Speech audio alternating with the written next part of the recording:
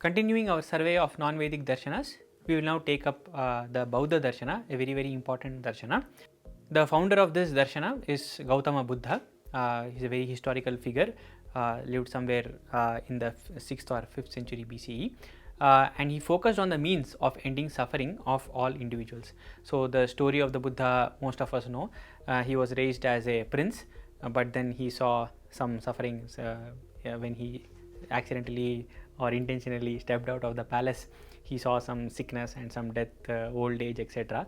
And then that inculcated in him the quest to find out an answer to remove all this suffering, and the end product was the teachings of the Buddha and the Buddhism. So, modern Buddhism, there are two forms of Buddhism, the northern form or the Mahayana tradition. It is prevalent in parts like Nepal, Tibet, China, etc. In these parts, this Mahayana Buddhism there. And the Theravada or the southern form of Buddhism, it is prevalent in Sri Lanka and other parts of Southeast Asia like Cambodia, Laos, etc. Just like the Jaina tradition, this also is a non-Vedic darshana, but that does not mean that they do not have any scripture. They also have some canonical works. It is called the Tripitaka. This is a Pali word, or Tripitaka, the three baskets. The first one is Vinaya Pitaka, which is the discipline of the Sangha, that is what sort of conduct the monks, the Bauddha monks must follow, that is there in the Vinaya Pitaka. The Sutta Pitaka, which is the compilation of the actual utterances of the Buddha himself, these fall under the Sutta or Sutra Pitaka. And then the Abhidhamma Pitaka, or it contains the philosophical discussion. So, these form the core of their canonical works. Apart from this, there are several other works, but this is the equivalent, let us say, of the Veda for them. The most important utterance of the Buddha, if you want to summarize Buddhism in 4 sentences, it would be with these 4 noble truths, what are called the Chatvari Arya Satyani of Buddhism. The 4 noble truths are as follows. First is that there is suffering. The second is that there is a cause for that suffering. The third is that there is an end to that suffering, and the last one is that there is a means to that end. So, we will see a little bit more about each of these noble truths. The first one is that there is suffering. So, this is the first step to solving any problem, that is to identify what the problem is. So, the Buddha identified what the problem was, and the problem was that all of us suffer. There is something called suffering. It is common to all the things. The second noble truth, or the second thing that he observed, is that there is a cause for that suffering. Things do not happen just out of random, simply like that, they do not happen.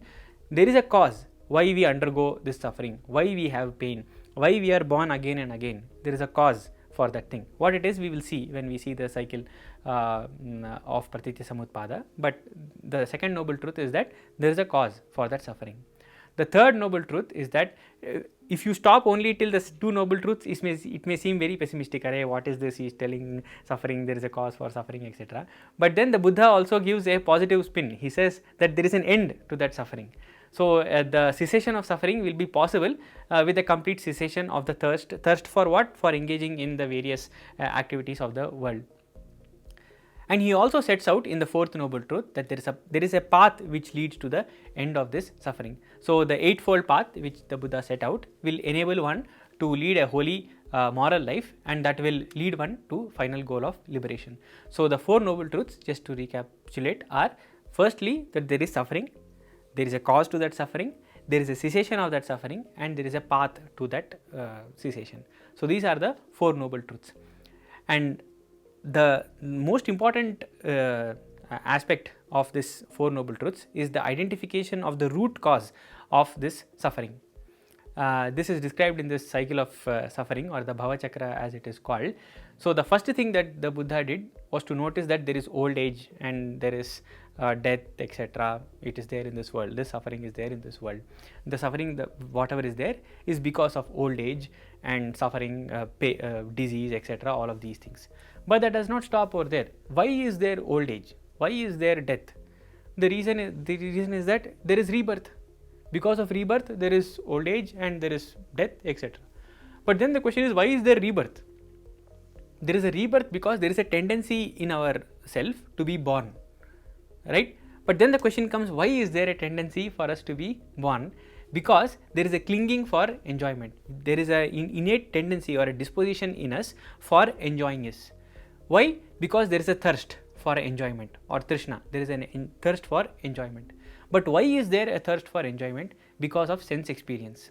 See, if I didn't have senses, for example, if I have never eaten a cake or a pastry or some pizza or something like that before, I would never have had the thirst for pizza, and I would never have the clinging for enjoying more and more pizzas, isn't it? It is because of the sense of taste and the sense of smell that I have that I got the thirst for more and more pizzas or coffee or whatever it is that you want to say.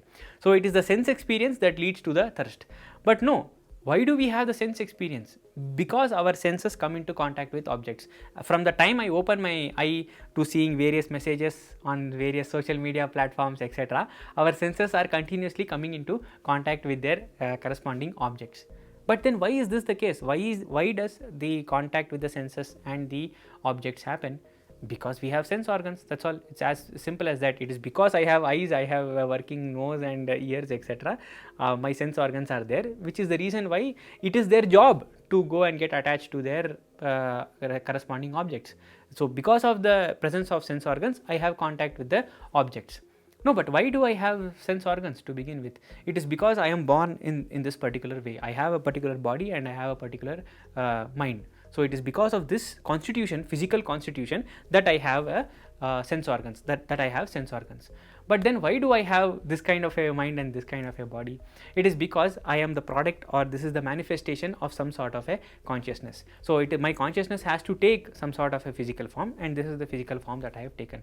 So it is the existence of the consciousness, or the initial consciousness, which gives rise to the existence of the mind and the body. But then why is there this initial consciousness? The initial consciousness is because of some impressions which are left by the previous birth. Every experience that we have leaves a stamp on our consciousness. It may be a very faint stamp, and if it is a little more powerful experience, it leaves a deeper stamp. But every experience that we have leaves a stamp on our consciousness. That stamp is called the samskara. But then the question comes, why do we have these samskaras? The Buddha's answer was that it is because of ignorance. So this was the root cause of all the problems. So you can see that Buddhism shares some very important things with the other traditions. Though it is classified under the non-Vedic traditions, it also shares something with, let us say, Advaita Vedanta or some other Vedantas, that it is the ignorance of the true nature of what we are that causes this entire cycle of suffering. So it is because of avidya, it is that we have samskara, it is because of samskaras we have consciousness, it's because of consciousness we have body, and so on till we get finally to suffering. So the Buddha realized this, that the ultimate cause of suffering is ignorance, and if we remove this ignorance, we can break the entire cycle and we can end suffering. So this ending of suffering and finally reaching moksha, in the Buddhist literature we find the word nirvana, which is used to describe the state of moksha, where complete suffering is gone. And it is the not only realizing the nature of the self, but part of realizing the nature of the self is to realize the momentary nature of reality. There is a very famous saying that you cannot step into the same river twice, because as soon as you have stepped, the waters have gone, so you are in a completely different waters now. So it is to realize the momentary nature of everything. So at one point the entity is in state A, immediately it has changed into something else. So the nature of reality is kshanika, in every moment it changes. And the only way we can get away from this is cessation of all activities. So the Buddhist route recommends a somewhat radical separation from the worldly activities.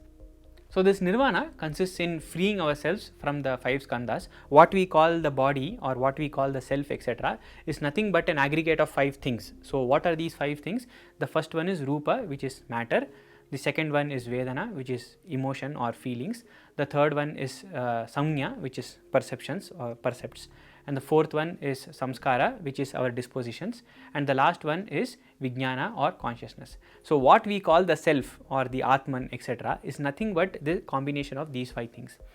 It is for us to rid ourselves of all of these 5 things. We have to get rid of the material aspect of ourselves, the emotional aspect of ourselves, the perceptual or cognitive aspect of ourselves. Then we have to get rid of the samskaras, which cause further perceptions, and finally we have to get rid of the initial consciousness also.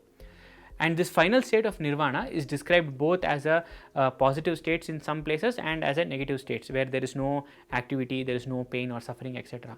The Buddha is very famous to have been very silent about these kinds of questions. If somebody asked what is nirvana, is it a happy state or is it a sad state, etc., he would be very famous and answer with mauna or silence. He would not answer such questions. Why? Inside his head maybe he was thinking, why should you know what nirvana is? You do it, you yourself experiences. What is the point of me explaining all of these things? You just figure it out on your own, you just experience it on your own. That is what the Buddha may have thought. So what is the path to this nirvana? The eightfold path, which is the fourth noble truth, was that there is a path to this cessation. This is the famous eightfold path. So the eightfold path, which is there on your screen, constitutes of samyak drishti or right faith, samyak sankalpa, that you have to resolve yourself that yeah, I am going to get liberated, samyak vak, speech, samyak karmanta, which is right action, samyak ajiva, which is right living, samyak vyayama, that is right effort. Here the word vyayama does not mean exercise, here it means effort, samyak smriti or right thought, and samyak samadhi, that is right concentration. So you can see this word samadhi overlaps with the word yoga, so you can see some sort of similarity over there. So by following this eightfold path, one can attain the state of nirvana.